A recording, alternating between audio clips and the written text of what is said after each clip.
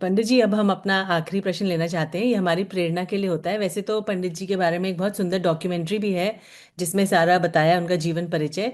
और जैसा हम जानते भी हैं कि आपके पिताजी और माताजी भी बिल्कुल धर्म मार्ग में ही मतलब थे। और तो उन्होंने बहुत प्रेरणा, सब बाकियों के लिए भी, पूरे विद्वानों के लिए भी वो भी बहुत प्रेरणा रहे हैं। तो हम ये जानना चाहते हैं कि क्या आपके जीवन में कभी कोई ऐसा टर्निंग पॉइंट था जिसने आपको धर्म के मार्ग में लगाया और आपके श्रद्धान को पक्का किया कि यही सही मार्ग है। देखिए, टोडरमल जी सामने एक शब्द प्रयोग किया। एक आज्ञा प्रधानी शिष्य होते हैं और एक परीक्षा प्रधानी होते हैं।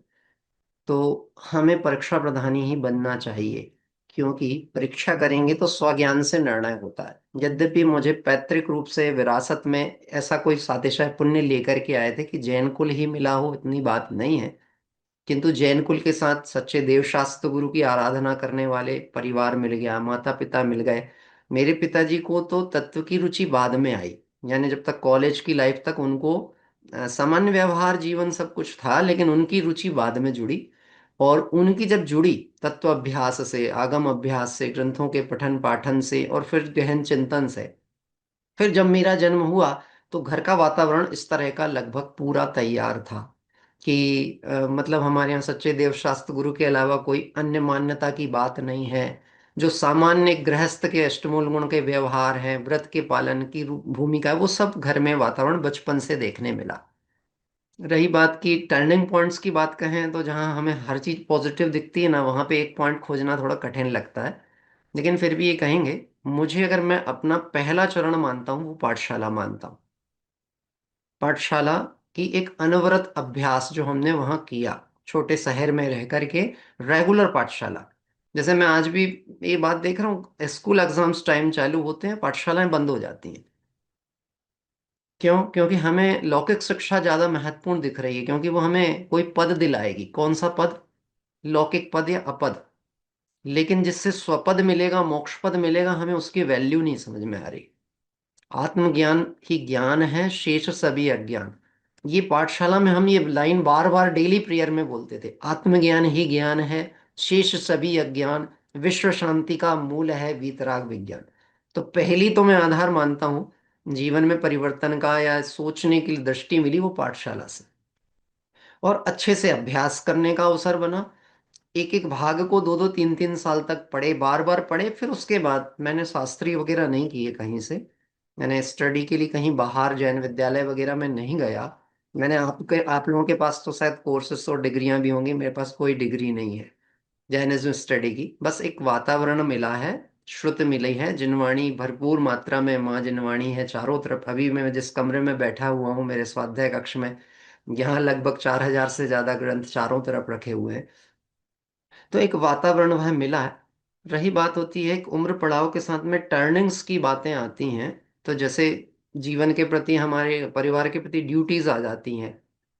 तो उन ड्यूटीज के बीच में भी पहले से एक बात मैंने तय कर रखी थी कि मुझे इस भाव में कुछ अपने लिए करके जाना है, अपना काम करके जाना है। और वो अपना काम क्या करना है? सुखी होना।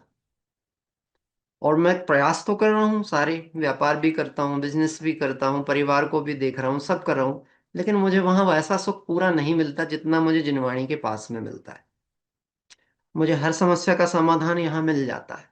जब सर्वज्ञ का विरह है उस काल में भी यदि मैं खोजने जाता हूँ तो मुझे जिनवाणी में हर समस्या का समाधान मिल रहा है। तो मेरे जीवन का टर्निंग पॉइंट यदि मैं मानता हूँ तो वो अभ्यास को मानता हूँ। मतलब जैसे जैसे थोड़ा थोड़ा भी अभ्यास हम करते हैं, तो परिणामों में परिवर्तन आ रहा है और निर्णय भी दृढ़ होता चलता है। दूसरा, एक घटना जरूर आई थी, एक मौका हुआ था। मैं बैंगलोर में जब प्रोफेशनल मल्टीमीडिया स्टडी के लिए गया, देन प्लेसमेंट मेरा यूएस हो रहा था। तो मेरे जो कहना चाहिए डायरेक्टर्स थे और मेरी जो फ्रेंचाइज अपने फैकल्टीज थी, उस फैकल्टी में एक मैडम थी। तो वो मुझे पढ़ाती थी, लेकिन उनके प्रेगनेंसी टाइम था। और प्रेगनेंसी टाइम आया तो उसके हस्बैंड भी सॉफ्टवेयर में थे। तो उन्होंने बोला कि ज्वाइनिंग जो हो रही है, यूएस अपॉर्चुनिटी आई है, तो इस अपॉर्चुनिटी में बोले मौका चूकना नहीं चाहिए। और उस टीम में मैं भी सिलेक्ट हुआ था। अपनी फैकल्टी के साथ में 4 लोगों का सिलेक्शन हुआ था, उसमें मैं भी सिलेक्ट हुआ था। लेकिन उन लोग मुझे पढ़ाते थे, लेकिन मुझे धर्म दृष्टि से बड़ा रिस्पेक्ट देते थे। यानी कभी ऐसे ग्रुप डिस्कशंस होता था, कोई अदर बातें चलती थी, तो वो मुझसे जरूर मेरी एडवाइस पूछा करते थे। तो जब मुझे ये बात सुनने मिली, पहले से मेरा मन तो था नहीं कि मुझे जॉब पे जाना है। मैंने डायरेक्टर से पूछा कि जो यूएस प्लेसमेंट होगा वो प्लेस कहाँ का है और कितने समय का अपना मैंने बाइंड अप करेंगे आप हमको। तो बोले अभी तो कुछ नहीं कह सकते, जगह भी मैं नहीं बता सकता हूँ। मैंने कहा यदि वहाँ जैन मंदिर नहीं मिलेगा आसपास तो मैं नहीं जा पाऊंगा।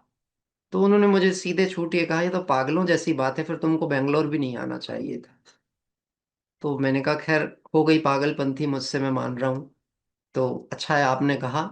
और जब सेकंड वो बात आई कि उनके हस्बैंड ने कहा कि तुम अबॉर्शन करा लो, किस काम के लिए, ज्वाइन करने के लिए, क्योंकि ये मौका चूकना नहीं चाहिए। उन्होंने जब मुझसे ये बात कही तो मैंने उनसे एक बात रिप्लाइड में क्रॉस में गई। मुझे बहुत दुख हुआ कि मैं 1.5 वर्ष ऐसे टीचर से पढ़ता रहा जो हार्टलेस थे। मुझे मुझे सिर्फ शिक्षा नहीं चाहिए थी, मुझे कुछ भावनाएं भी चाहिए थी, अच्छी चीजें चाहिए थी। आप इतनी हार्टलेस हो। एक माँ जो एक बच्चे को जन्म देती है तो उसकी अलग ही भावनाएं होती हैं बच्चे के प्रति, आप इतनी हार्टलेस हो। मुझे दुख है, मैं आपसे पढ़ता रहा।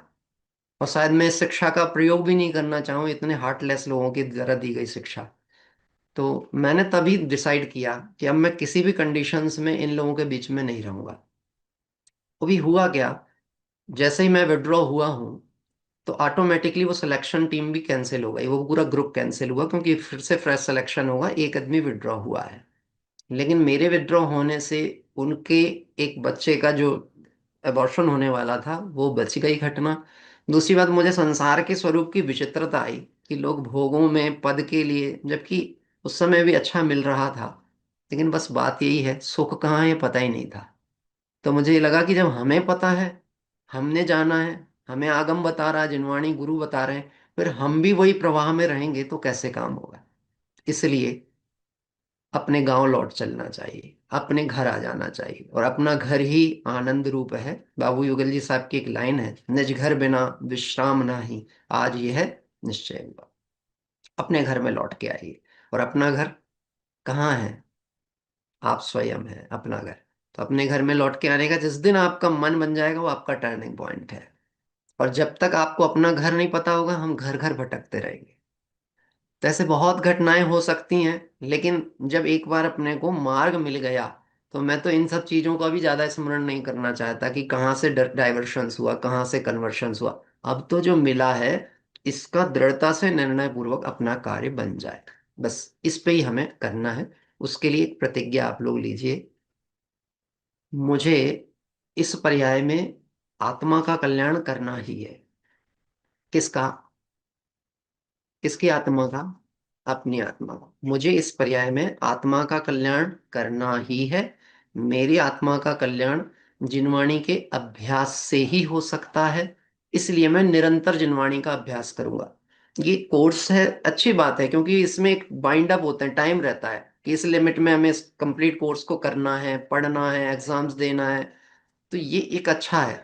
लेकिन मैं आपको सच बताऊं, आपको ना इसका फिर से लाभ तब मिलेगा जब आप इस पर चिंतन करेंगे, जब आप इसका व्यक्तिगत अभ्यास के क्रम में वापस आ जाएंगे। अभी तो एग्जाम्स कंप्लीट करने का थोड़ा प्रेशर होता है दिमाग में, ठीक है।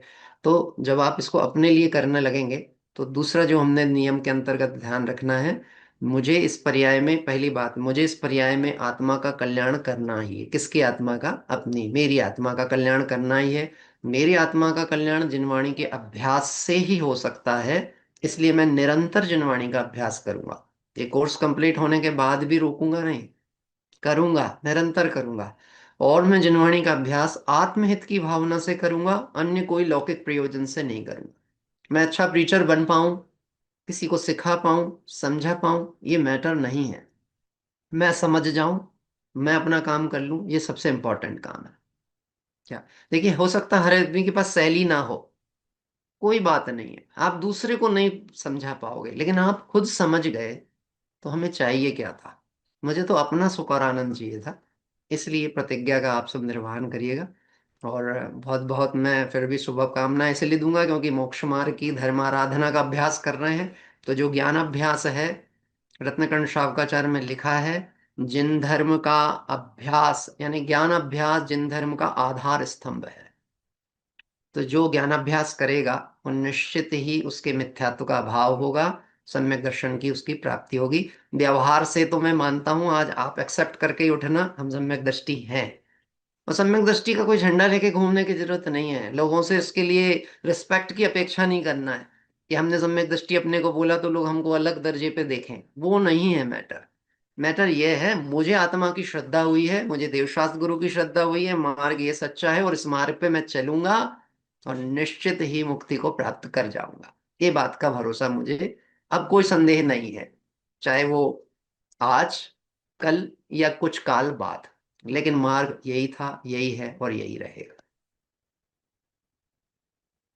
जी पंडित जी, बहुत सुंदर। पंडित जी, मैं आपके जाने से पहले एक बात बताना चाहती हूँ। आप शायद हमारे नाम को गलत समझ रहे थे। पीएचडी क्लब हमारा मतलब हमारा क्या है, पीएच मतलब परमागम ऑनर्स, डी मतलब डिस्कशन क्लब। तो हम ओके। लोग कोई हम लोग पीएचडी वगैरह नहीं है हमारी। हम तो क्या है, आपने जैसे हमें बहुत प्रेरणा दी है।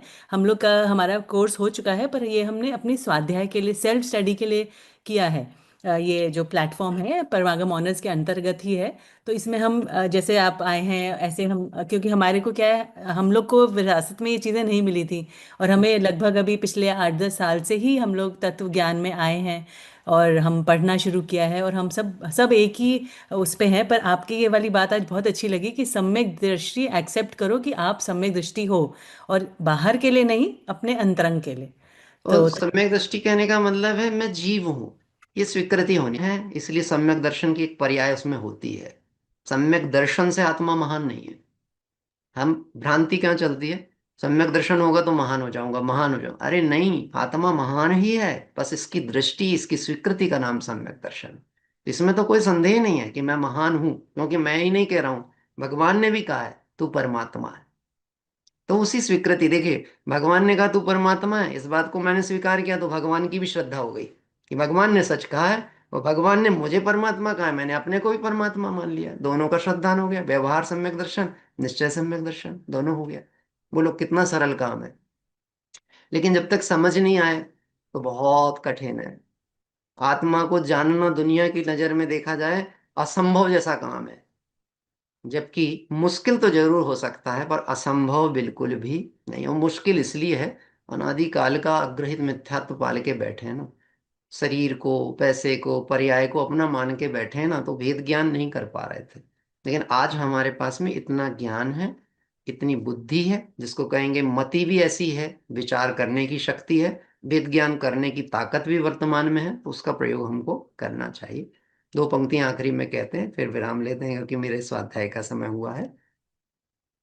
न समझो अभी मित्र कितना अंधेरा, जब भी जाग जाओ तभी है सवेरा।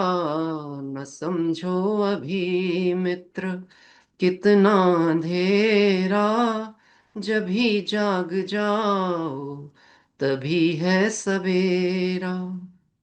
जब जाग जाएंगे तब सवेरा है। चाहे फिर वो रात के 12 बजे हों, चाहे वो दिन के 12 बजे हों, जाग गए तो सवेरा है। और जिनने जो नहीं जागे उनके लिए अंधेरा ही अंधेरा है। हमारे पास जागने का अच्छा अवसर प्राप्त हुआ है। पुनः हम सभी देवशास्त्र गुरु का अनंत उपकार मानते हैं, माँ जिनवाणी के प्रति भक्ति भाव रखते हैं, और यह श्रुत अभ्यास हम सबका सफल हो, इस भावना से विराम लेते हैं।